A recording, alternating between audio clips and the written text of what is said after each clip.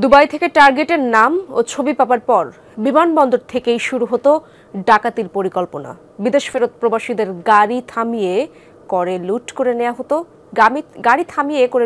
হতো সর্বস্ব। ডাকাতির কাজে ব্যবহৃত গাড়ির নম্বর প্লেট বারবার পরিবর্তন করায় পার পেয়ে যাচ্ছিল চক্রটি। তবে শেষ রক্ষা হয়নি। অবশেষে চক্রের 7 জন ধরা পড়েছে পুলিশের জালে।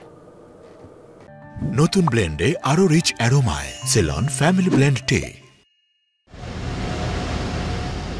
বিদেশ থেকেই টার্গেট। চট্টগ্রামে থাকা চক্রের হাতে চলে আসে লাগেজ, ব্যাগেজ ও প্রবাসীর ছবি। এরপর শাহ আমানত আন্তর্জাতিক বিমানবন্দরে নামার পর থেকেই ওই প্রবাসীকে অনুসরণ করে ডাকাত চক্র। নির্জন স্থান দেখে কালো রঙের এই মাইক্রোবাস দিয়ে ওই প্রবাসীর গতিরোধ করে সংঘবদ্ধ চক্রটি। এরপর হাতিয়ে নেয় সর্বস্ব। গত 21 জুলাই এই চক্রের হাতে স্বর্ণালংকার সহ 19 লাখ টাকার মালামাল হারায় শামসুদ্দিন নামের এক দুবাই প্রবাসী।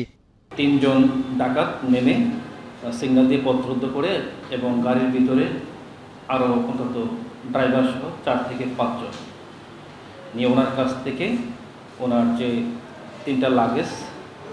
তিনটা লাগেজ ওনার পার্স সহ অন্যান্য ওনার কাছ থেকে কেড়ে নেয়।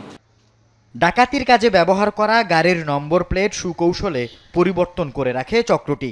নম্বর পরিবর্তন করায় একাধিক ঘটনার পরও পার পেয়ে যায় চক্রটি। তবে এবার শেষ রক্ষা হয়নি। ডজন খানেক মাইক্রোবাস ধরার পর আসল চক্রের সন্ধান পায় পুলিশ। এই মাইক্রো যাতে আমরা আইডেন্টিফাই না করতে পারি, তারা একটা ডিজিট ব্লার্ড করে দেয় যাতে আমরা কনফিউজড হয়ে যাই। এক্ষেত্রে আমরা অন্তত নগরীর বিভিন্ন এরিয়াতে এবং গ্যারেজে আমরা তল্লাশি করি, অন্তত 20টা এরকম মাইক্রো আমরা সার্চ করি। পুলিশ জানায় এই চক্রটি পরিচালনা হয় দুবাই থেকে। টার্গেট প্রবাসীর সব তথ্যও আসে সেখান থেকে।